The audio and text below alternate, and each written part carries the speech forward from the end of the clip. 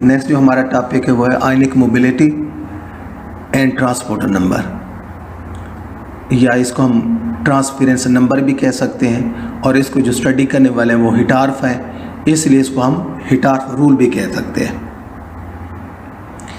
You people know, जब हम voltage apply करते हैं, इलेक्ट्रिसिटी अप्लाई करते हैं, तो आयन जो है वो सॉल्यूशन के अंदर मूव करते हैं। The velocity of an ion through solution toward its respective electrode under the influence of a potential of 1 volt per meter is called ionic mobility. Ionic mobility को हम ट्रांसपोर्ट नंबर जिसको कह सकते हैं। और if we show the transport number of cation, this will be equal to equivalent conductance of cation at infinite dilution divided by Faraday constant। तो जिस ions की आप ट्रांसपोर्ट नंबर देखना चाह रहे हैं, मोबिलिटी देखना चाह रहे हैं, उसकी इक्विवेलेंट कंडक्टेंस मालूम हो और उसको फैराडे कांस्टेंट पे डिवाइड कर दें, that will be the ionic mobility of that cation। So the cation ionic mobility या cationic mobility U positive is equal to lambda naught positive divided by Faraday constant, and in the same way ionic mobility of anion is equal to U negative is equal to lambda not negative divided by Faraday constant. यहाँ कुछ cations की और anions की आयनिक mobility दी गई है, H positive की, K positive की, lithium की, कैल्शियम की। तो अगर आप नोट करें तो इसमें सबसे ज़्यादा आयनिक मोबिलिटी है वो H पॉजिटिव आयन की है due to higher charge density. इसी तरह एनायंस की भी आयनिक मोबिलिटी दी गई है।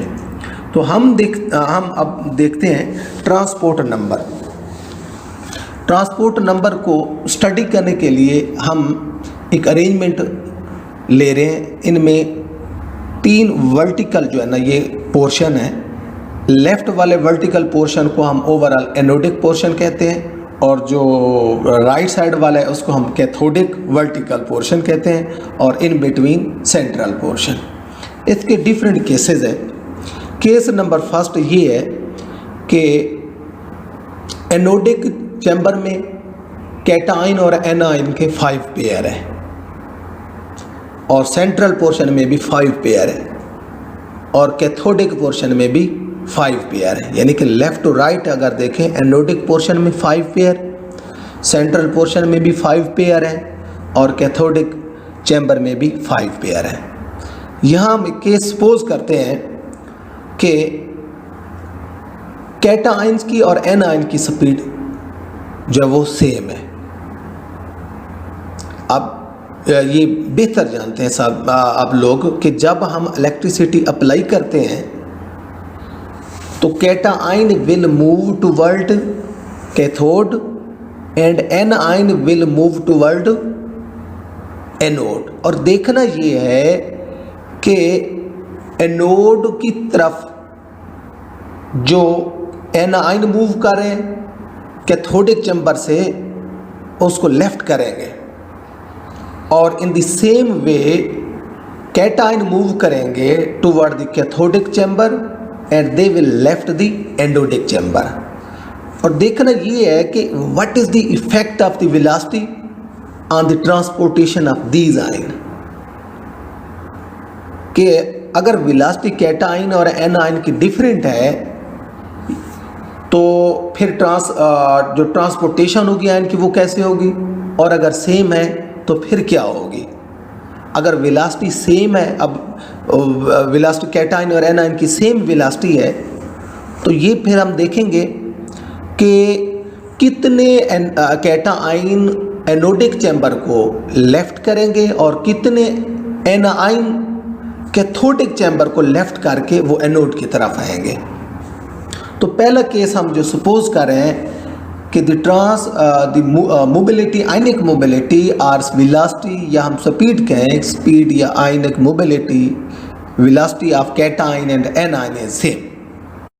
तो जब हम इलेक्ट्रिसिटी पास करेंगे, हम सपोज करते हैं एनोडिक चैम्बर में 4 एनाइन ऑक्सीडेशन शो करते हैं और एनोडिक चैम्बर में 4 एनाइन की कमी हो गई, और कैथोडिक चैम्बर में 4 कैटाइन जो वो रिडक्शन शो करते हैं और वहाँ कैथोडिक चैम्बर में 4 कैटाइन की डेफिशिएंसी होगी।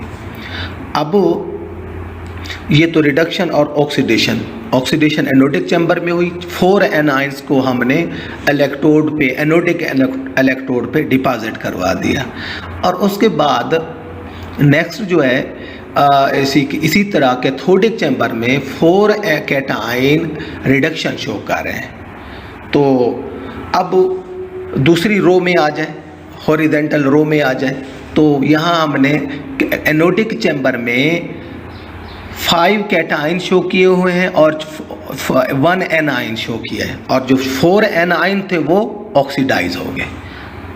अब आप कैथोडिक चैम्बर में देखें, वहाँ 4 कैटाइन यूज़ हो गए, कैथोड पर रिडक्शन शो कर दी और 1 कैटाइन बच गया और 5 जो है वो एनाइन है। अब होगा ये, अब जो कैटाइन जो है वो एनोडिक चैम्बर से मूव अवे करेंगे, they will move away from the anodic chamber and they will move toward the cathodic chamber। और ये आप नोट करें कि यहाँ 2 कैटाइन जो है ना लेफ्ट कर रहे हैं एनोडिक चैम्बर को और मूव कर रहे हैं टुवर्ड द सेंट्रल पोर्शन, और सेंट्रल पोर्शन से 2 कैटाइन वो कैथोडिक चैम्बर में चले जाएंगे। और सिमिलरली इसी तरह आप देखें 2 एनाइन जो है ना वो कैथोडिक चैम्बर को लेफ्ट कर रहे हैं, because A9 will move away from the cathodic chamber and they will move toward the anodic chamber. अब यहाँ 2 एनाइन कैथोडिक चैम्बर को लेफ्ट कर रहे हैं, सेकेंड रो की मैं बात कर रहा हूँ। ये सेंट्रल पोर्शन में मूव करेंगे और सेंट्रल पोर्शन से 2 एनाइन जो है ना वो एनोडिक चैम्बर में चले जाएंगे। आप तीसरी हॉरिजॉन्टल रो की तरफ आए तो अब आपको मिलेंगे कि जो है ना 3 pair in anodic chamber and 3 pair of cation and A9 in cathodic chamber. तो इक्वल स्पीड थी, तो दोनों में बराबर बराबर का लॉस हुआ, because we have put the condition the speed of cation is equal to speed of the anion। तो equally जो है ना कैटाइन और एनाइन कैथोडिक एनोडिक चैम्बर में यूज हो गए, सेंट्रल पोर्शन में वैसे के वैसे रहेंगे। ये एक केस था। और दूसरा केस ये है कि हम सपोज करते हैं जो कैटाइन है उसकी जो स्पीड है वो एनाइन से ज़्यादा है, यानी कि अगर कैटाइन मूव अवे करते हैं एनोडिक चैम्बर से 3 मूव करते हैं, तो एनोडिक चैम्बर से कैथोडिक चैम्बर से 1 एनाइन मूव करेगा, तो 1 एनाइन मूव करेगा।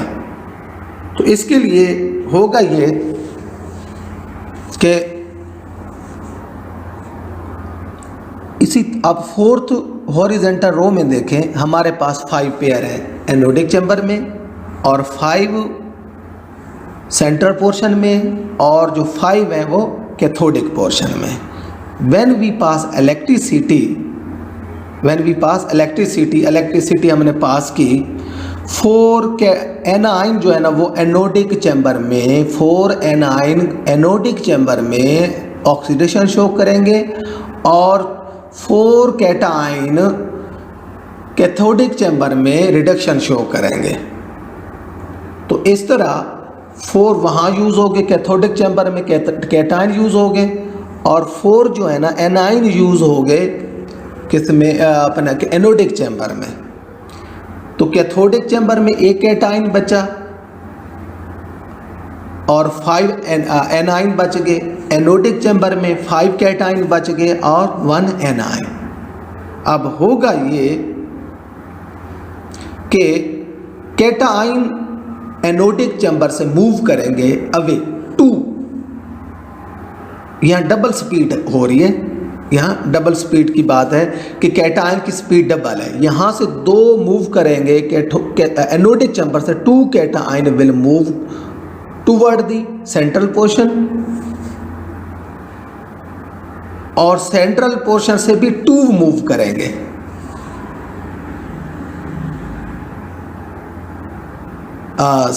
यहाँ से सॉरी एनोडिक चैम्बर से 3 मूव करेंगे, आप ये करेक्ट कर लीजिएगा, 3 कैटायन मूव करेंगे तो सेंट्रल से भी 3 मूव करके वो कैथोडिक चैम्बर में चले जाएंगे। 3 टाइम्स है। तो इन द सेम वे जो एनाइन है वो कैथोडिक चैम्बर से 1 मूव कर रहा है, सेंट्रल पोर्शन की तरफ आएगा, और सेंट्रल पोर्शन से 1 एनाइन मूव कर रहा है टुवर्ड द एनोडिक चैम्बर। तो एट द एंड जो लास्ट हॉरिजॉन्टल रो है उसमें हमें 2 पेयर मिलेंगे एनोडिक चैम्बर में, और कैथोडिक चैम्बर में हमें मिलेंगे 4 पेयर, और सेंट्रल पोर्शन में ओवरऑल 5 के 5 रहेंगे। तो अब नेक्स्ट स्टेटमेंट की तरफ हम देखते हैं और मज़ीद इसमें समझ आएगी। जो loss of concentration from any electrodic compartment is proportional to the speed of the ion moving away from that compartment. अब जो लॉस है कंसंट्रेशन की, किस कंसंट्रेशन की लॉस कहाँ से होगा? एनोडिक चैम्बर से लॉस होगा कैटायन का, loss of cation from anodic chamber. इसी तरह loss of anion from cathodic chamber. अब ये जो लॉस है कैटायन का एनोडिक चैम्बर से और एनाइन का कैथोडिक चैम्बर से जो लॉस है ये डिपेंड कर रहा है उनकी स्पीड पर। बराबर बराबर स्पीड थी शुरू वाले केस में तो बराबर बराबर लॉस हो रहा था। एंड वाले में हमने सपोज कर लिया कि कैटायन की स्पीड ज़्यादा है एज़ कम्पेयर टू एनाइन, तो अंडरस्टूड बात है फिर कैटायन ने एनोडिक चैम्बर से कैटायन का ज़्यादा लॉस हुआ है, कैटायन की स्पीड ज़्यादा, तो एनाइन की स्पीड कम है, तो इसलिए कैथोडिक चैम्बर से एनाइन कब मूव किए हैं, वहाँ से एक लॉस का हुआ है 1 आयनिक समय ओवरऑल जब नेट इफेक्ट पड़ा ओवरऑल एनोडिक कैथोडिक चैम्बर में 1 आयनिक पेयर का लॉस हुआ और यहाँ जो है कैथोडिक एनोडिक चैम्बर में 3 का लॉस हुआ। So the loss of concentration from any electrodic compartment is proportional to speed of ion moving away from that compartment. जितनी ज़्यादा स्पीड होगी आयंस की जो जिस कंपार्टमेंट में मौजूद है और उसको जो लेफ्ट कर रहे हैं स्पीड ज़्यादा होगी और उधर से लॉस भी ज़्यादा होगा। Speed of cation and A9 पहले वाले केस में जो मैंने बताया कि उनकी वो सेम है और हमने उनकी वेलोसिटी सेम कही और बराबर बराबर लॉस हुआ। और नेक्स्ट केस में हमने बोला कि जो स्पीड है वो बराबर नहीं है, velocity of cation is not equal to anion, और हमने कहा कैटायन की वेलोसिटी है वो ज़्यादा है 3 times as compare to anion, तो इसलिए फिर टोटल लॉस जो है एनोडिक चैम्बर में 3 का हुआ और कैथोडिक चैम्बर में 1 का हुआ। This is transport number. और नेक्स्ट हम स्टडी कर रहे थे ट्रांसपोर्ट नंबर या आयनिक मोबिलिटी, या इसको हम इन टर्म ऑफ हिटार्फ रूल देखा था। आज हम देखेंगे कि ये जो ट्रांसपोर्ट नंबर है इसको हम डिटरमाइन कैसे करेंगे, यानी कि ट्रांसपोर्ट नंबर ऑफ कैटायन जिसको हम शो करते हैं T पॉजिटिव से और ट्रांसपोर्ट नंबर ऑफ एनाइन को हम शो करते हैं T नेगेटिव से। और कोई भी इलेक्ट्रोलाइट है तो उनका जो ओवरऑल ट्रांसपोर्ट नंबर है कैटायंस प्लस एनाइंस का it is equal to 1 unity. तो इसके लिए 2 मेथड इंट्रोड्यूस करवाए गए हैं to determine transport number. One is the Hittorf method and second one is the boundary moving method. तो ये आज जो स्टडी करने जा रहे हैं वो है boundary moving method. Boundary moving method में एक अरेंजमेंट दी गई है। इस अरेंजमेंट को देखें आप कि एक ट्यूब है जिसकी लेंथ जिसका एरिया जो है क्रॉस सेक्शन एरिया उसको A कैपिटल से शो करते हैं, और इस ट्यूब के अपर एक पोर्शन में हमने एक इलेक्ट्रोड प्लेस किया है और इसके बॉटम में भी इलेक्ट्रोड को प्लेस किया है। और जो अपर इलेक्ट्रोड है वो प्लाटिनम का है, जो लोअर इलेक्ट्रोड है वो कैडमियम का एनोड है। अपर वाला जो इलेक्ट्रोड है वो उसको हम कैथोड कहेंगे, प्लाटिनम कैथोड, और जो डाउन वाला इलेक्ट्रोड है इसको हम कैडमियम एनोड बोलेंगे। इन दोनों के दरमियान एक ट्यूब है। कैथोडिक जो चैम्बर है इसको एनोडिक चैम्बर में और कैथोडिक चैम्बर में यहाँ हमने इलेक्ट्रोलाइट लेने हैं दो। एक है कैडमियम क्लोराइड का सॉल्यूशन और दूसरा है HCl का, और इसको हमने इस ट्यूब के अंदर प्लेस करना है और इसके बाद इन दोनों इलेक्ट्रोड को हमने कनेक्ट करना है। जो प्लाटिनम कैथोड है वो जाके सिल्वर कॉलोमीटर से कनेक्ट होता है और जो कैथोड एनोड है ये जाके बैटरी से, और फिर बैटरी जो है वो सिल्वर कॉलोमीटर से कनेक्ट होती है। ये जो बैटरी है, बैटरी का काम है कि कितने इलेक्ट्रिसिटी जो यहाँ से इलेक्ट्रिसिटी हम सेंड करेंगे इस एक्सपेरिमेंट के लिए, और जो सिल्वर कॉलोमीटर है वो ये हमें बताएगा कि टोटल करंट हमने पास कितना किया। जो गिवन टाइम है, लेट सपोज 1 घंटा है, इस घंटे में हम वर्क करें या 2 घंटे के लिए, तो इस टोटल 2 घंटों में या 3 घंटों में हमने इलेक्ट्रिसिटी सेंड कितनी की, वो सिल्वर कॉलोमीटर हमें टोटल इलेक्ट्रिसिटी क्वांटिटी, जिसको हम वहाँ इक्वेशन में पुट करेंगे, Q से शो करते हैं, कैपिटल Q से, तो वो टोटल करंट जो सेंड करते हैं इस एक्सपेरिमेंट में उसकी वैल्यू होगी।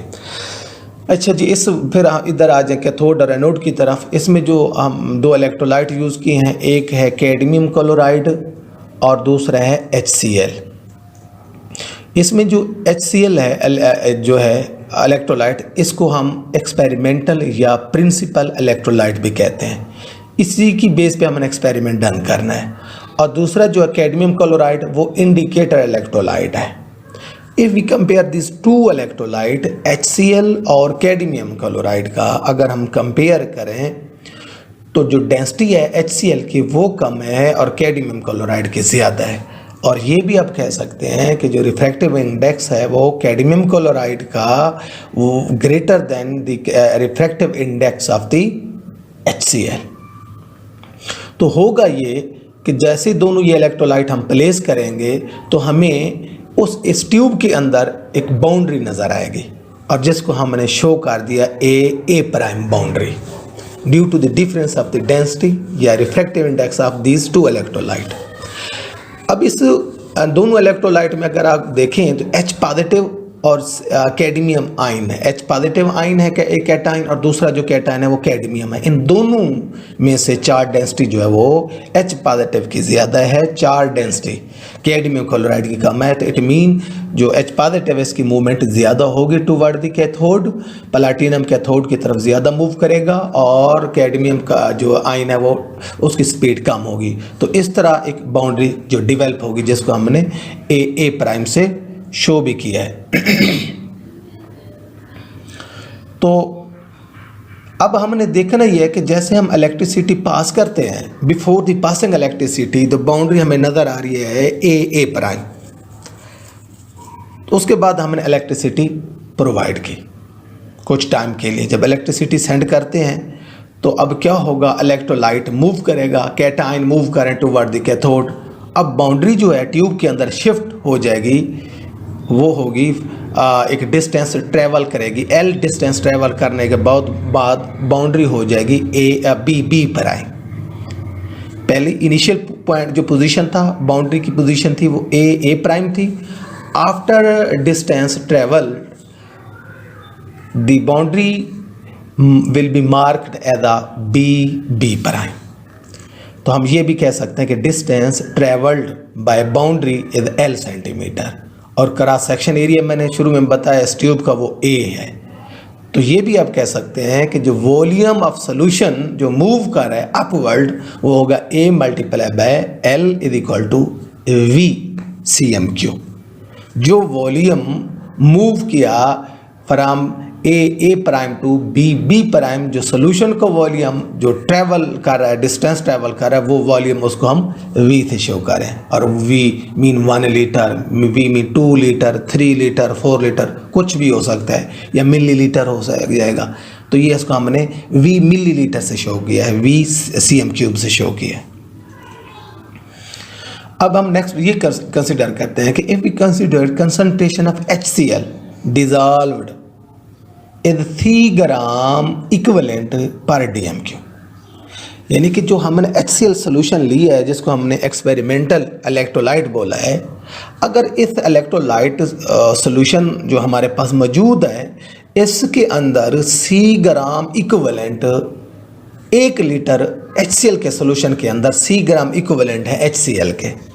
जिस तरह शुगर का सोल्यूशन होता है ना जी, शुगर का 1 लीटर सोल्यूशन बनाया और उस 1 लीटर के अंदर कुछ अमाउंट डिजॉल्व होगी ना, हम कहेंगे जी 10 ग्राम शुगर डिजॉल्व पर DM cube of the solution.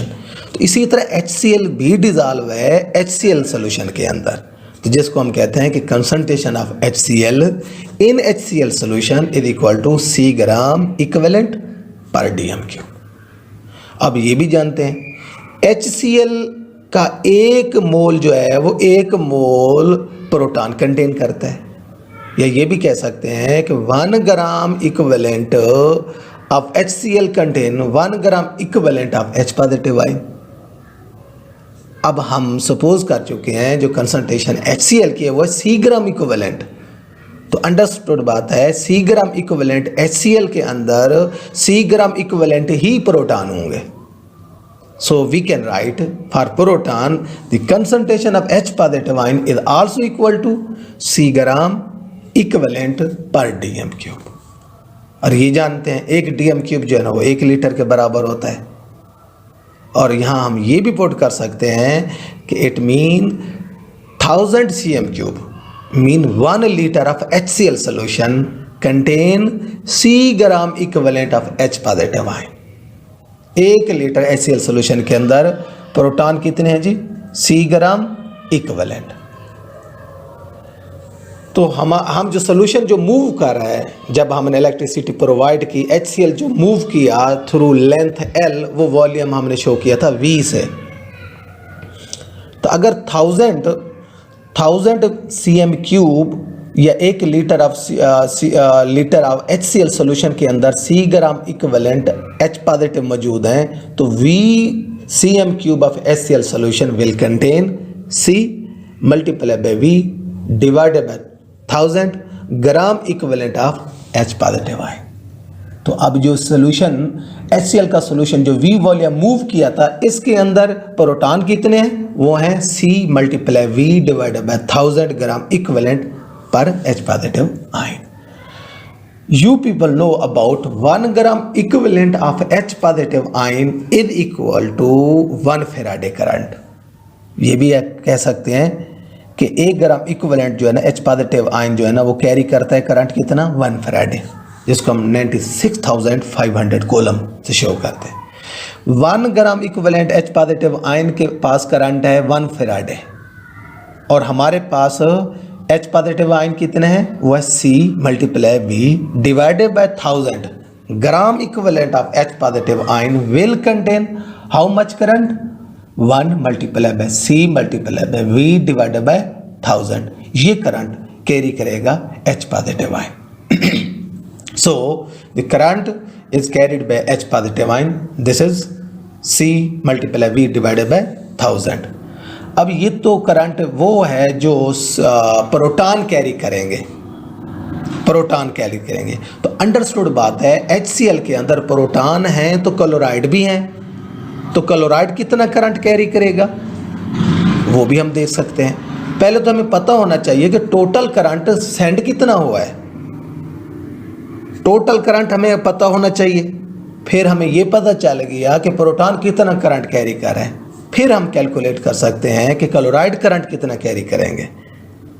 Silver कॉलोमीटर हमें बताता है टोटल करंट फ्लो, जो फ्लो हो रहा है वो करंट किसकी मदद से फ्लो हो रहा है?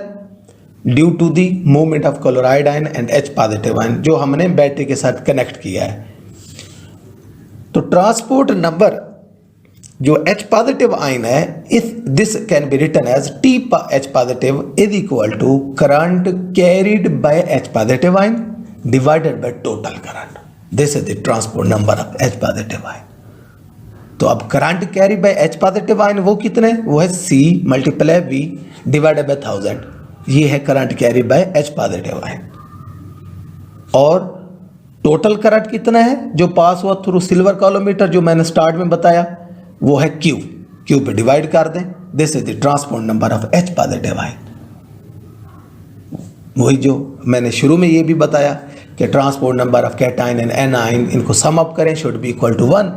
तो transport number of H positive plus transport number of chloride is equal to unity. we can calculate transport number of chloride, that is T chloride is equal to 1 minus T H positive ion. तो अब H positive ion का जो transport number है अभी है, मैंने इसको circle किया और इसकी वैल्यू यहाँ पुट कर दें. We can calculate transport number of chloride by this method. This is the all about the boundary moving method to calculate transport number of any electrolyte. Thank you.